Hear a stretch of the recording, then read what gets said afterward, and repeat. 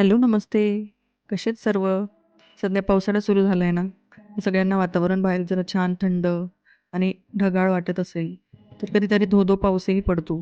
पण खरंच आयुष्यात जसं काही गोष्टींमध्ये आपल्याला बदल हवे असतात ना, तसे आपले सीझन देखील आपल्याला खूप मदत करत असतात. खूप छान वाटतं, की पाऊस येतो, वातावरण थंड होतं, हवा येते. बऱ्याच जणांना पावसाळा नको वाटतो, म्हणजे चिकचिक होतं, बाहेर सगळीकडे पाऊस, कपडे भिजतात, सुकत नाही. पण खरं सांगते मला पावसाळा आवडतो. म्हणजे पावसाळ्यात जे बदल होतात ना वातावरणात ते खूप छान असतात. कधीतरी आपल्याला इंद्रधनुष्य बघायला भेटतो, धबधबे वाहतात, अचानक पडणारा पाऊस आणि लगेचच मोकळं होऊन पडणारं ऊन.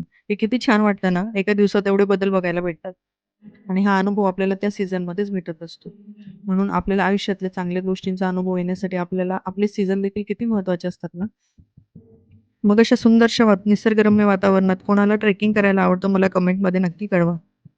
म्हणूनच हे आपल्या आधुनिक युगात लोकांनी खूप छान गोष्टी काढलेल्या आहेत. जसं वातावरण बदलतं त्यानुसार निसर्गाचा आनंद घ्यायला ते शिकलेत. ट्रेकिंग करणं, धबधब्यांचा आनंद घेणं, फिरायला जाणं, या सर्व गोष्टींचा आनंद लोकं वेळेत वेळ काढून घेत असतात.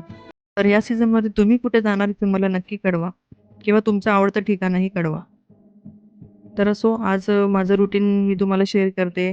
सकाळचं झालंय आता मुलांना स्कूलला सोडायचंय म्हणून मी इकडं भरीत बनवते वांग्याचं, चपाती बनवते आणि सध्या आता मिस्टर लवकर जातात तर दोघं मुलांना मलाच सोडावं लागतं. तर माझी सध्या म्हणजे नेहमीपेक्षा तरी आता जरा धावपळ असते, की अंघोळ वगैरे आवरून त्यांचा टिफिन बनवणं, मग एकीला सोडणं, नंतर परत दुसऱ्याला उठून त्याची रेडी करणं, तयारी वगैरे झालं, की परत त्याला त्याच्या स्कूलला सोडणं आणि मग नंतर माझे देवपूजा असेल, घरातले कामं असेल, सगळं करत असते. पण सध्या या धकाधकीत आहे ना, मी एक गोष्ट छान शिकली आणि सध्या करते, की मी रोज वॉकला जाते. मुलांना सोडल्यानंतर, इशूला सोडल्यानंतर तरी मी 9 नंतर मी सरळ खालीच वॉक करते. पण खरंच आहे काही गोष्टींना या जबाबदारीमुळे का असेना आपल्यामध्ये चेंजेस होतात.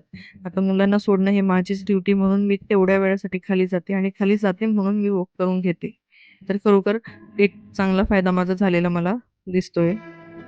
आणि वॉकिंग करून माझा काय फायदा झाला किंवा मला किती छान वाटते किंवा काही बदल झाले की नाही हे मी तुम्हाला नक्कीच कळवेल. तर आता इकडे मी चहा वगैरे घेऊन घेते. आता एक पहिली ड्युटी संपली आणि दुसरी ड्युटी मी आता केली, की मुलाला उठवून त्याची तयारी करणं वगैरे यात माझा पूर्ण 1 तास जातो. कारण तो लगेच उठत नाही. त्याला मी काहीतरी मनवावं लागतं, काहीतरी इंटरेस्टिंग गोष्टी सांगाव्या लागतात.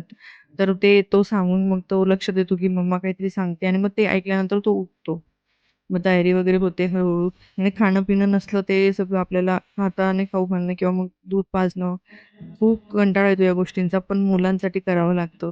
कधी-कधी अंगावर दूध सांडतो, ड्रेस चेंज करून परत दुसरा ड्रेस घालून त्याला पाठवावं लागतं. तर आज मला पारायण सुरू करायचंय, म्हणूनच मी जरा अंघोळ वगैरे सगळं लवकर आटोपलं होतं. बाकीचं माझं झालंय. तर मी आता लादी वगैरे क्लीन करते आणि जे भांडे असतात तांब्याचे ते रेग्युलर कधी म्हणजे होत नाही, पण काही निमित्त असले की मी ते सगळे एकसोबत घासून काढते. तर आज मला कलश लागणार होता, मग मी दुसरे कलशही सगळे घासून घेतले. बऱ्याच जणांचा प्रश्न असतो, की कळस मांडतात का? तर हो, कळस मांडणं म्हणजे हे चांगली गोष्ट आहे. एक मी रेग्युलरला जर आपण जो म्हणतो, की लक्ष्मीचा कळस असतो कुलदेवीचा, तर तो माझा मांडलेला असतो. त्याचं फक्त पाणी बदलायचं आणि पौर्णिमेला आपण ते पानं, फुलं वगैरे विशेष करून आणते मी, तेवढं चेंज करते. पण रेग्युलरला आहे ना, माझा तो कळस असतोच आणि आता मी पारायणाच्या निमित्ताने देखील एक शुभ कार्य करतोय, खूप चांगली गोष्ट करतोय. तर मग प्रत्येक चांगल्या गोष्टीच्या कार्याच्या आधी आपण एक मंगल कलशाची स्थापना करत असतो. तर यावेळेस देखील मी प्रत्येक वेळेस जेव्हाही पारायण करते ना, तेव्हा प्रत्येक वेळेस मी कलशाची स्थापना करतच असते. तर मी आता कलश वगैरे मांडून घेते. आपल्याला ना या गोष्टी खूप छोट्या वाटतात, पण मला या गोष्टींमध्ये एवढा वेळ जातो ना, छोट्या-छोट्या गोष्टी सगळं आणणं, ठेवणं आणि जेव्हा मी फक्त काम करत असेल किंवा पूजाविधी करत असेल, तेव्हा मला एवढा वेळ नाही जात. पण जर मला ते करताना शूट करायचं असेल ना, तर बऱ्याचदा काय होतं मी ते करून घेते. कारण माझी रुटीन असते आपल्याला मनापासून सेवा करायची आणि नंतर लक्षात येतं, की अरे मला याचं शूट घ्यायचं होतं. मग मी परत थोडं शूटसाठी परत त्या गोष्टी करते. आधी पूजा करून घेते, पण हे नक्की कारण मला रिअल जे माझं ते आधी व्हायला पाहिजे. तर मग हळू-हळू सगळ्या गोष्टी करत-करत खूप वेळ होऊन जातो आणि पारायणाचं मी तुम्हाला फक्त थोडक्यात मी कशी मांडणी करते हे मला दाखवायचं होतं. तर इकडे हा मंगल कलश आहे म्हणजे माझा रेग्युलरचा लक्ष्मीचा आणि आता हा स्वामींसाठी मी कलश मांडला आहे. तर स्वामींची मूर्ती माझी बघू शकतात. मी छान छोटासा मुकुट घालते. मुकुट खरोखर सांगते मुकुट राहत नाही. एरवी देखील पडतो, पण आज बघा मी स्वामींना तिथून उचलून ठेवीपर्यंत मुकुट जसाच तसा होता. मला खूप विशेष वाटली ही गोष्ट, कारण तो मुकुट स्वामींच्या मूर्तीला कधीच बसत नाही. मी तो बळजबरी म्हणजे नेहमी ठेवत असते. तर इकडे पूजाविधी वगैरे आता मी सगळं मांडून घेतलं आहे आणि आता मी पारायणाला सुरुवात करते. मुलं स्कूलला गेल्यावर मला निवांत वाचायला वेळ भेटतो. तर पारायण माझं चाललेलं आहे. तर तुम्ही बघू शकता अशी मांडणी तुम्हीही करू शकतात. साधी सोपं करायचं जर आपल्याला मनाला आवडतं ना, हे छान आहे तर ते छान आहे. देव कुठल्याच गोष्टीवर रुसत नाही. आपण खूप विचार करतो कधी-कधी रूढी परंपरानुसार, की हे चांगलं आहे का ते वाईट आहे. कोणाला जास्त विचारत बसायचं नाही. मनाला योग्य वाटतंय, की हे केल्याने देव नाराज तर नाही होणार आहे, हे छान आहे, तर देव आनंदितच होणार आहे. ते करायचं आणि आपल्या फक्त मनापासून करायची जी सेवा करतोय आपण ती.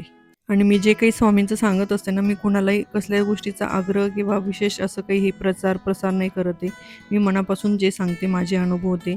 बघा घरात देवधर्म केल्याने कधीही वाईट काही होत नाही. जे वाईट होणार असेल ना, तर ते नाही होत किंवा चांगलंच होतं. म्हणून आपल्या यथाशक्तीने आपण करायचं. हा करतोय म्हणून नका करू. तुमची जर इच्छा होत असेल ना मनापासून, तर नक्की करा.